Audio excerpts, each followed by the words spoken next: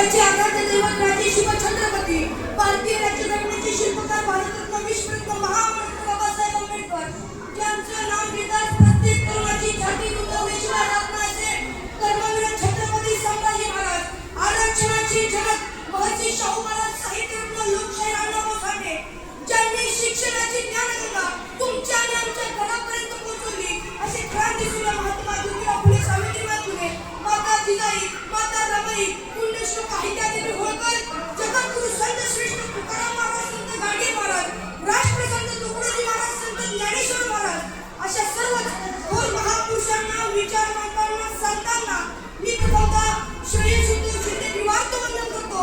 माझ्या भाषणाला सुरुवात करतो.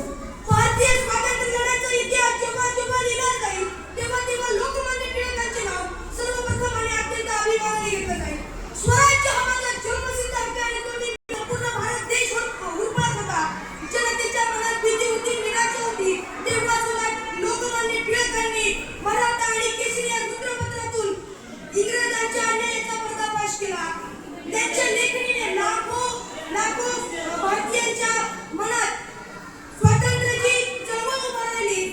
अरे विचारांची ज्योत पेटली, विचारांची ज्योत पेटली, स्वराज्याची वाट खुलली.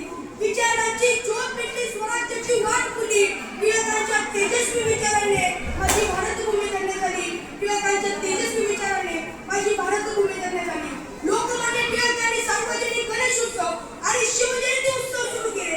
हे फक्त धार्मिक उत्सव नव्हते तर इंग्रजांविरुद्ध जनजागृती करण्याचे आणि भारतीयांना एकत्र आणण्याचे प्रभावी माध्यम होते.